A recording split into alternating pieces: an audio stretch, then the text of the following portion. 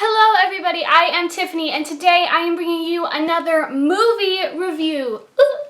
This is continuing down the list of movies that you guys have recommended to me over the whole time I've had this channel. I'm so happy I've finally been able to get to a lot of them. Let's go ahead and continue on this train. The movie I am reviewing today I had actually seen once before it was requested, a while ago though. And I was really happy that I was able to rewatch it older, especially because I don't think I appreciated it as much when I was younger. And the movie I am reviewing today is Heat. It's kind of going along the same vein of the past couple of movies I've reviewed. It has a lot of the same actors. And like I said, I'm really happy that I got to watch it a second time. I got a lot more out of it. I didn't actually remember much from the first time, to be honest. I think I watched it, I want to say in middle school, and I was just starting to get a really good appreciation of film. That's really when I started exploring different movies and finding actors that I really liked and learned a lot about the actors. And I remembered liking it, I just didn't remember a lot of it. So being able to rewatch it was actually really great. For those of you who want statistics, this movie has an 8.2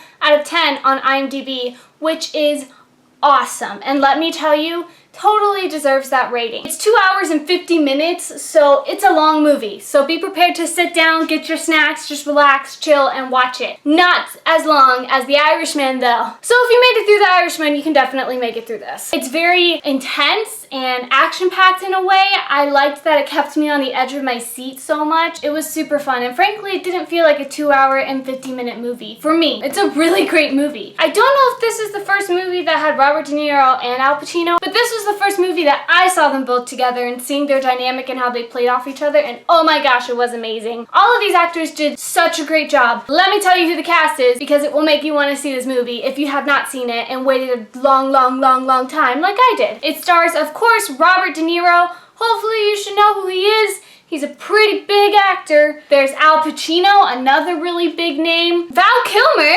It was funny seeing Val Kilmer in this. In the 90s, he was killing it. He did a fantastic job. You have Ashley Judd. The most recent thing I can think of where she's prominent was the Divergent series. She plays Triss's mom. If you've seen those movies, I know they kind of fell off, but she is Triss's mom in the first movie. There is Natalie Portman, a young Natalie Portman. My goodness. She did this movie and Leon the Professional around the same time, and just a whole bunch of other amazing people in this movie. It has such a strong cast. I loved the cast in this, and all of them did such a fabulous job. For those of you who want to know what it's about, it does follow Robert De Niro, who has a crew, and they perform different heists in a way. That's the best way I can describe it, and Al Pacino is a police officer trying to catch them. Overall, personally for me, I absolutely love this movie. It was so great. It's just intense, and it's very fast-paced. So you don't feel the lag that you do in some other movies out there probably that are 2 hours and 50 minutes or plus. Go check it out if you haven't seen it. Super great, totally worth your time. I know it's a long watch, but it's worth it. That is all for the non-spoilery section though that I can tell you. So if you haven't watched this movie, I suggest you skedaddle just for now, then come back once you've watched the movie and then you can join the spoilery section. Don't spoil yourself. Go watch the movie and enjoy it and then come back and we can discuss about all the feels and everything together.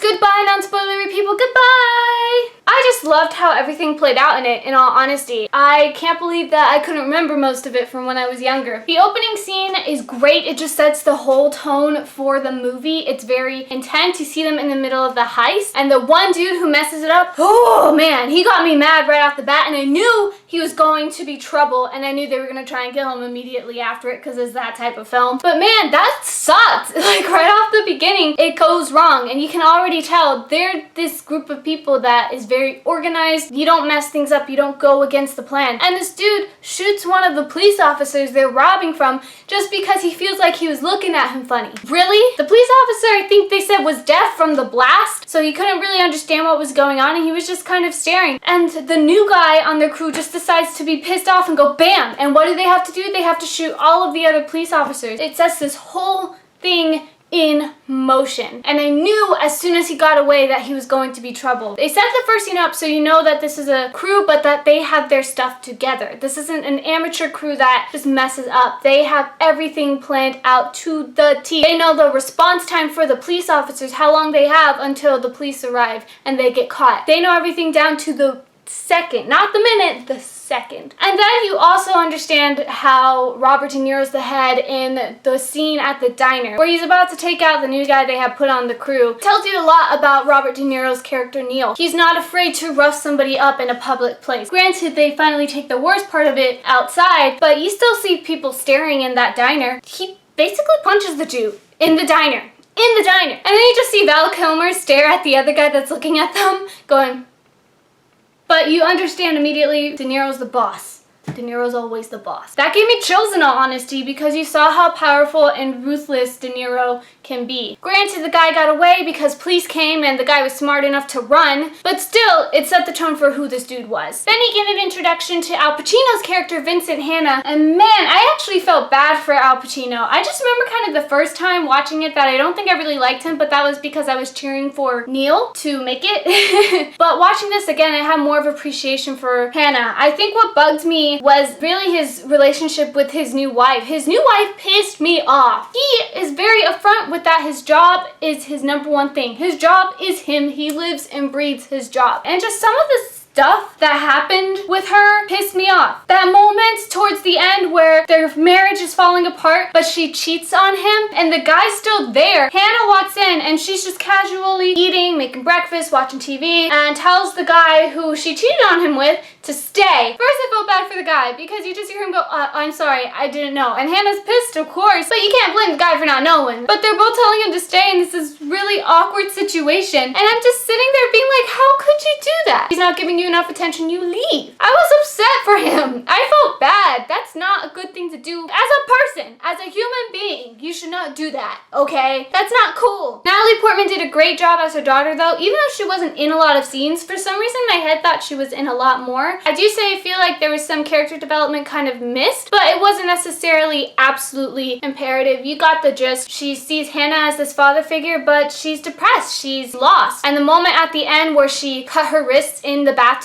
in the hotel he was staying in, that was super, super, super, super intense. And it had my heart pumping the whole time. And I was just happy that Hanna was able to help the daughter. And you could see that he really isn't going to go anywhere with the family. I was curious. It made me think and wonder what would have happened after the movie. He feels responsibility for the daughter, but the relationship between him and Justine isn't going to work out. He even admits that. He tells her, I'm not what you want. I can't give you what you want. But Natalie Portman did such a great job on that. Just for the few scenes she was in, she was captivating. It's just amazing to see her so young, because that was right around Leon the Professional too, so she just killed it in 1994 and 95. I loved the dynamic between Val Kilmer and Ashley Judd. Chris and Charlene. Charlene, of course, was cheating on him. You could tell how much he loved her, so that did hurt some, and you just wanted them to kind of work out in a weird way, even though she was caught up in a bad situation because of him. Val Kilmer did a great job. I loved his character in this. It was funny to see who she was cheating with though. I'm really sorry, but I recognized that dude, Hank Azaria, I believe his name is, from Friends, so it's just kind of funny. But it was also really cool seeing him play this completely different character, because I was used to seeing the nerd who was into Phoebe on Friends. I know, that's a side note that you guys don't care about, I'm sorry, but it was funny. But he did a great job as just the horrible jerk. I was just like, I hate this dude. He's really annoying. But I did really love the dynamic between Chris and Charlene, especially once again at the end. Everything's intense. They're trying to catch these guys before they leave town. And of course, Hank Azaria, also known as Alan, tricks her into coming to this place with him, and it ends up being where the police are at, and she agrees to lure Chris there so they can trap him. Out of all of the people, I didn't want Chris to get caught. Maybe it's just because I like Val Kilmer more than any of the others. I didn't want him to get caught. Seeing her stand in the window and you think he's about to be caught by the police, and just see her give the little sign where she's just like, no.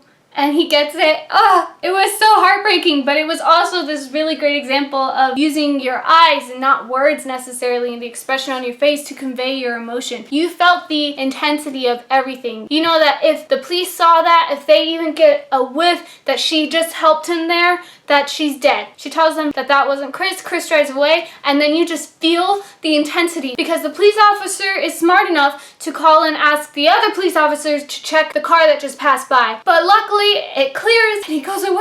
And you just feel the heartbreak because they probably will never ever ever be together again like that. She'll be able to take care of her child, she got everything, but Chris won't really be able to be with her. He's gonna be on the run. He won't be able to come back to her. Their relationship in that movie, it was very, very good. It was complicated, and I think that's why I liked it. The actors did such a good job of adding so many layers. You really have that main scene where she signals to him to leave, but then also the opening scene where you see them fighting and you realize that they're not okay. She wants him to get out of it, and he won't get out of it. One scene that I really did like that I think set the tone for what was going to happen to Robert De Niro's character a little bit was actually the dinner scene where he's with the rest of his crew and all of them have their wives and their families. Robert De Niro, he's the head, but he's sitting there all alone, and you understand that he wants that companionship, but he's never allowed himself to have it. That's something that he says even to Hannah, is that he's always lived by this philosophy that he was told where you have to be able to leave everything in 30 seconds. And you see the struggle with his character throughout of being able to live a normal life in a way. He finds this girl, Edie, they fall in love. He convinces her even at the end to go away with him. And you think it's going to be one of those conundrums where he doesn't leave in 30 seconds like he has always lived by, but at the end when she's waiting in the car for him and she sees him and she starts to go towards him and he walks away from her, you think he may stay. He does love her, but he's always lived by that philosophy. He has to be able to drop and run if need be. And I think that struggle was so interesting because as much as Hannah is about his job as the police officer, Robert De Niro's character Neil is about his job, and you see that struggle. Neil had the chance to get away. He could have left with Edie, lived a life. That was it. He was free, but he couldn't let the guy that ended up killing and getting a lot of his crew in trouble get away with it. And of course it was the guy at the beginning who they tried to kill but didn't kill. But that's when you really see he's truly like Hannah on the opposite spectrum. He's not able to let go of his job. He's not able to let go of his ties in his past and just go when he has the chance to. He has to finish it. He has to do what he set his mind to. And because of that, he ends up getting caught by Hannah at the end of the day. The most intense scene I think that was also really just interesting is of course the scene between Hannah and Robert De Niro, Neil, in the diner. I'm pretty sure that's a pretty iconic scene. That's when he tells his philosophy of you have to be able to leave everything in 30 seconds, and they just sit and have an honest conversation. It's a game of cat and mouse. Hannah has him right there, but he can't do anything about it. But they also have this mutual respect, and I think that's what allows you to kind of root in a weird way for both sides. You don't want Neil to get caught. You don't want him and his crew to get caught. You've grown attached to them, but you also like Hannah. For me, I did, and I was kind of still rooting for him to be able to get his job done, but I didn't want him to catch Neil. It was a conflicting thing in my head. I didn't know exactly who to go for. It was so much fun watching that scene and seeing them play off each other. I think that's really the main scene, that they're both in there together, and it's just great. The cat and mouse game in this whole movie is just super fun to watch. The moment where the whole crew is planning or standing in that one empty space and they're planning and pretending to come up with their plans, and then the police go and try and see what they were looking at and they realize that they were looking at the police watching them. Oh, that was so good. I loved it. And you just saw right away that this was going to be an interesting, fun dynamic between these two. And you could tell because of that mutual respect, they were also both in a way having fun with it. This was the person that if Hannah caught, he caught the ultimate person on this. If De Niro got away, if Neil got away, he completely escaped the best detective lieutenant out there. You needed one of them to win, and right when you think Neil has won, Hannah comes out on top, and I think that's what makes it bittersweet in a way. He caught the person that he wanted, but now the chase is done, and he didn't just like the guy. Again, a mutual respect between the two and their dedication to what they do, even though they're on opposite sides. They both have a moral code in a way. That's the whole reason even that Neil goes back and takes care of the guy that hurt his crew and ruined all of his plans. That was his crew, that was his family. You don't hurt his family. Don't go after Robert De Niro's family. The moment where they're trying to rob the bank and De Niro hears that one police officer sit down,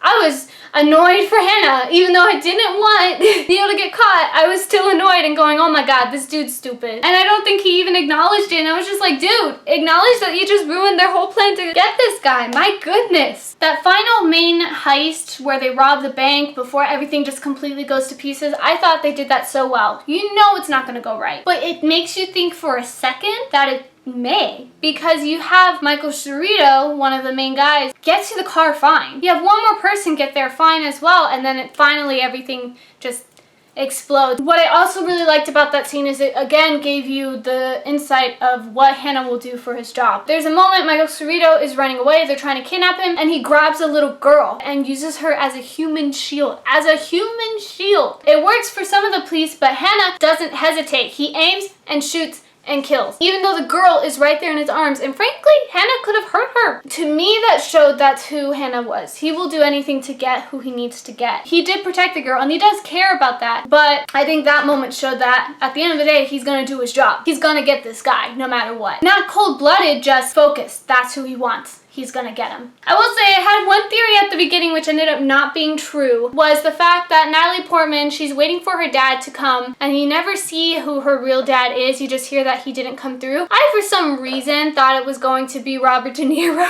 I don't know why, but I always thought that, and then it was going to amp everything up. Didn't end up happening, and it didn't need it for that, but that's where my brain went to at first, was that De Niro was going to be Natalie Portman's father.